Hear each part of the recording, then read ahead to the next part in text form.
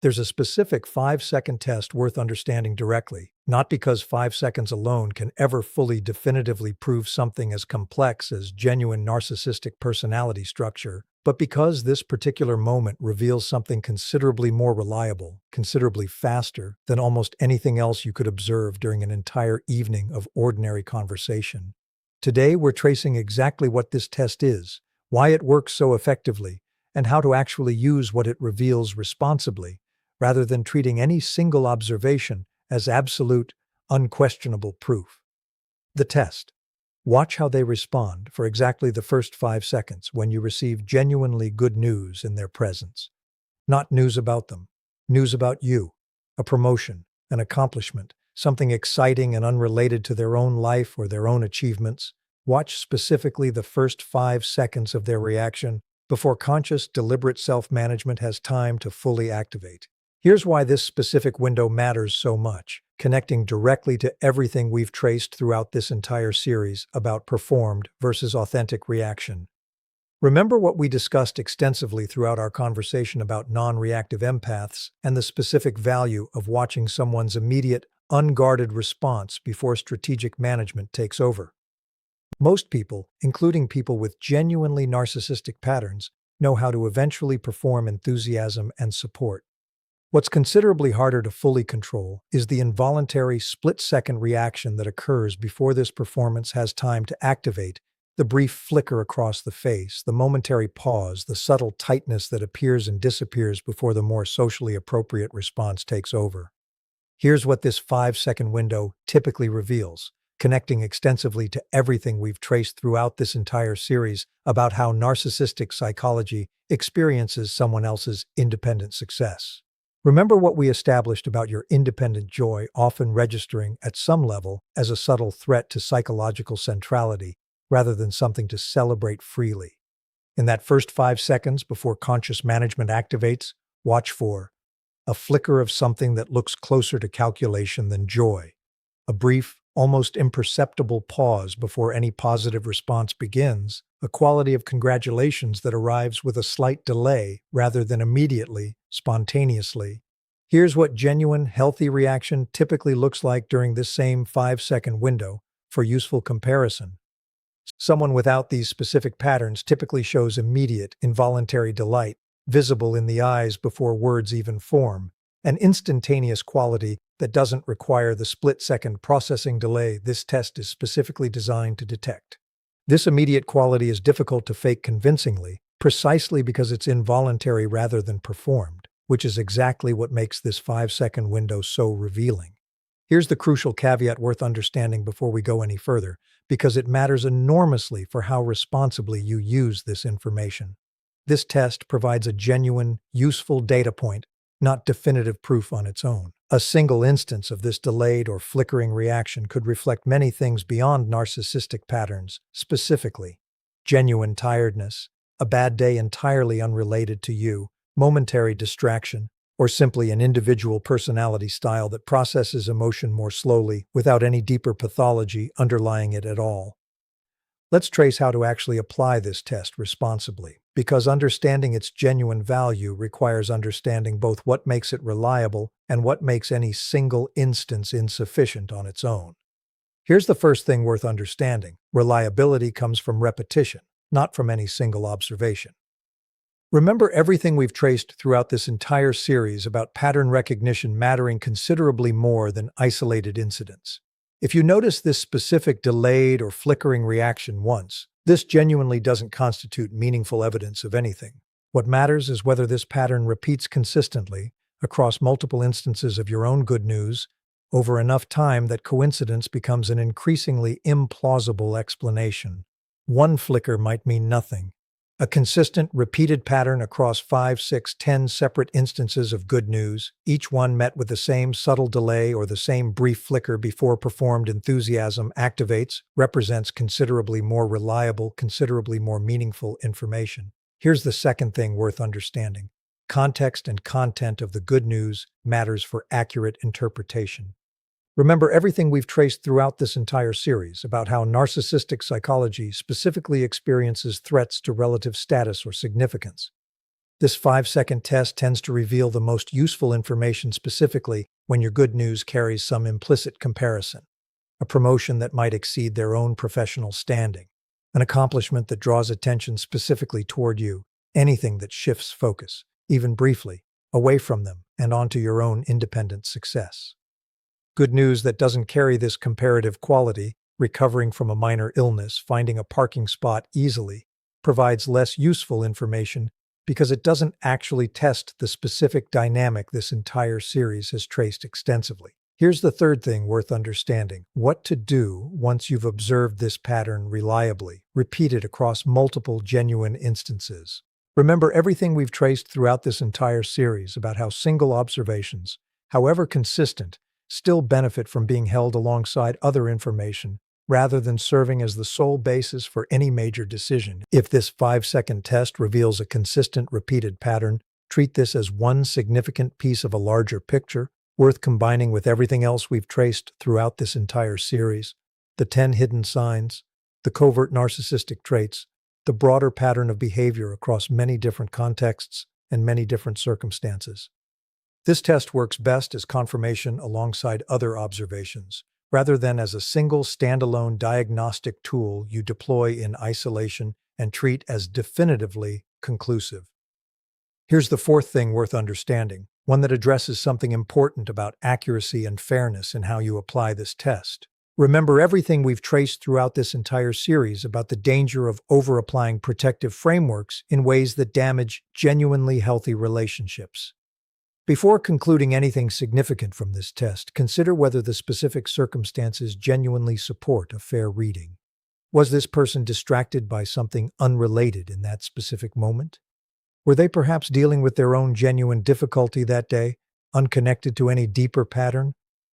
Genuine fairness requires holding this test's results loosely enough to account for ordinary human circumstance, rather than treating every single instance of imperfect enthusiasm as damning evidence, regardless of context.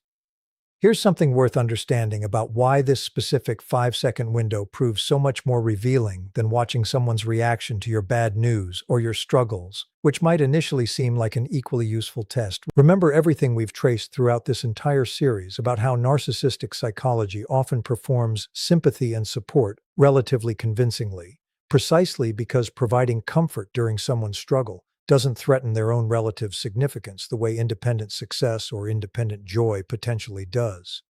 This means reactions to struggle or difficulty often get performed considerably more smoothly and considerably more convincingly than reactions to genuine, independent good news, which is precisely why this specific test, good news, not bad, provides considerably more reliable information than testing reactions to difficulty instead. Because here's what all of this ultimately needs to lead toward, and it's worth being direct about it rather than leaving this conversation as simply a technique without addressing what genuinely matters most: how to hold this entire test with appropriate humility and what it actually means for your own life once you've applied it thoughtfully and observed its results honestly. The first thing worth understanding clearly is something we established at the outset of this conversation, and that deserves reinforcement here. No 5-second observation, however consistently repeated, constitutes absolute complete proof of genuine narcissistic personality structure. Remember everything we've traced throughout this entire series about the complexity of accurate psychological assessment, requiring pattern recognition across many different contexts and many different types of behavior. This test provides genuinely useful, genuinely revealing information, but treating it as definitive, standalone proof misrepresents its actual value and risks the same over-application we've cautioned against throughout this entire series. Here's the second thing worth understanding, one that offers a genuinely useful way to hold this test's results appropriately.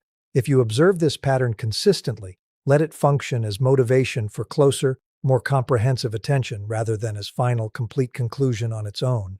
Remember everything we've traced throughout our conversation about the 10 hidden signs. Notice whether this specific pattern coexists with other signs we've traced extensively throughout this entire series: the selective memory, the delayed apologies with buried conditions, the gradual isolation from outside perspective. The 5-second test works best as one thread in a considerably larger, more comprehensive tapestry, rather than as an isolated piece of evidence you treat as sufficient on its own.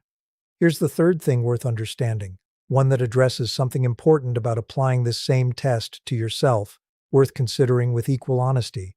Remember everything we've traced throughout this entire series about self-reflection mattering as much as evaluating others.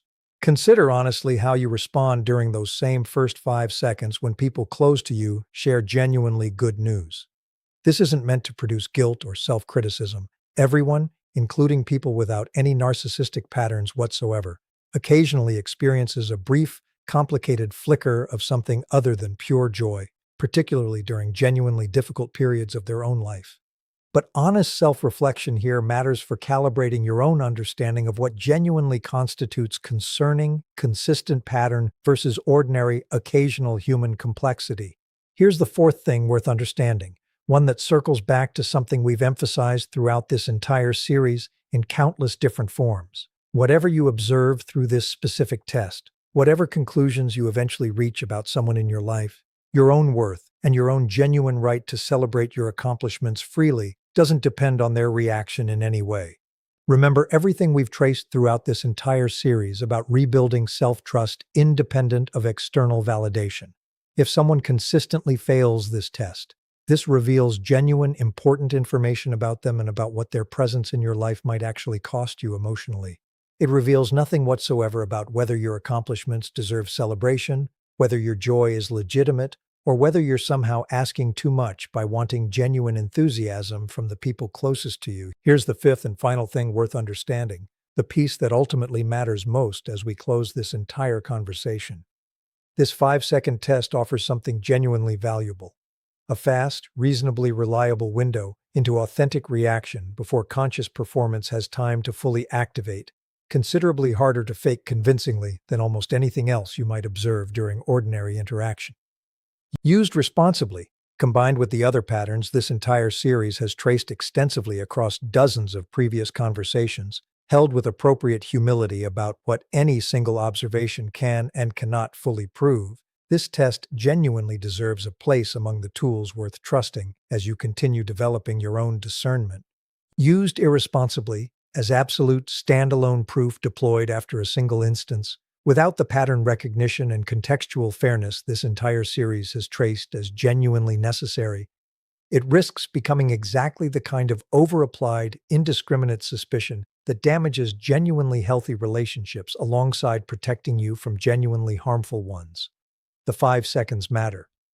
But so does everything surrounding them, the repetition, the context, the broader pattern, and your own honest, careful judgment about what these 5 seconds, observed consistently and interpreted fairly, actually genuinely reveal. There's one more dimension worth adding here because it addresses something practical worth carrying forward.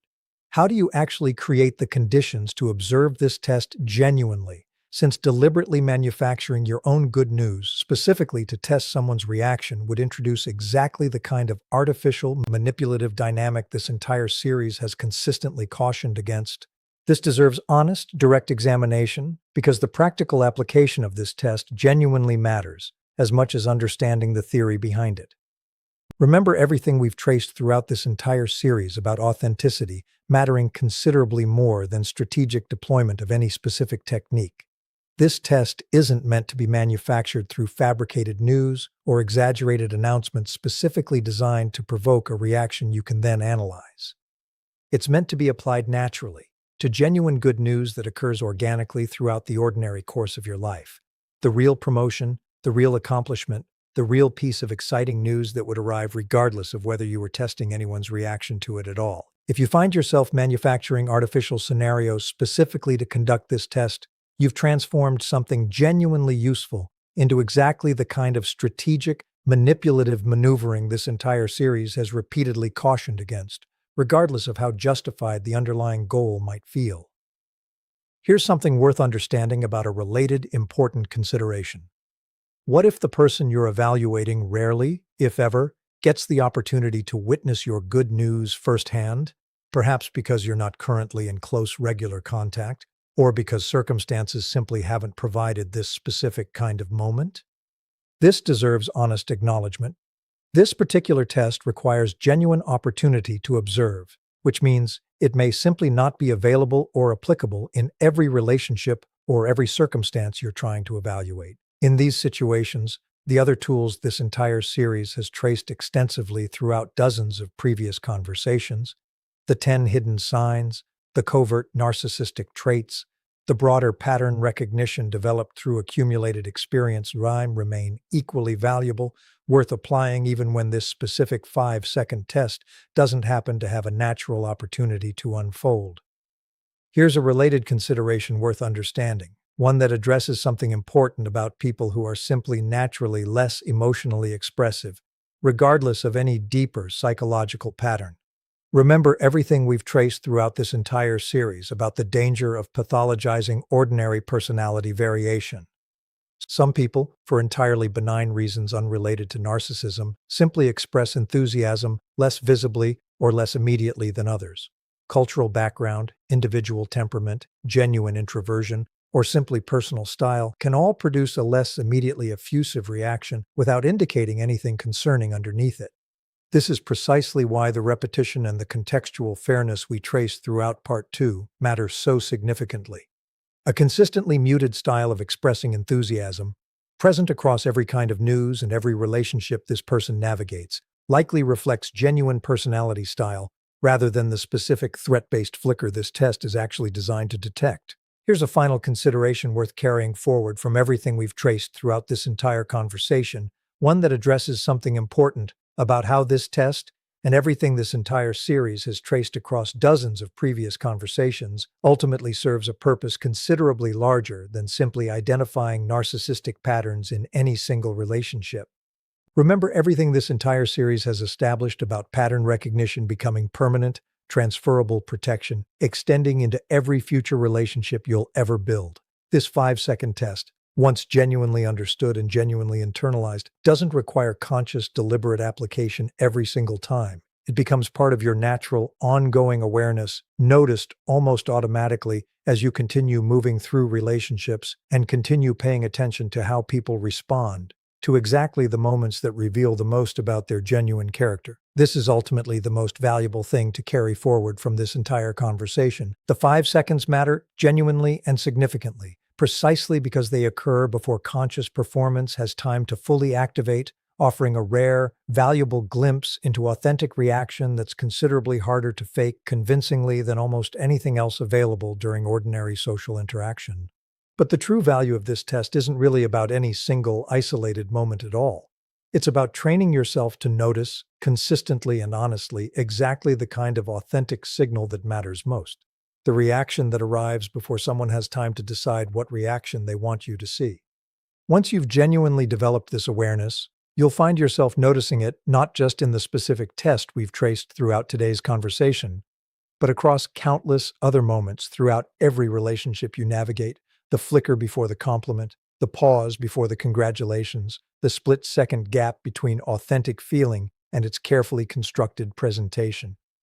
This awareness, once developed, becomes one of your most valuable, most permanent protections, considerably more useful than any single technique, because it teaches you to trust exactly the kind of information that matters most, not what people tell you they feel, but what their bodies reveal before they have time to decide what they want you to believe.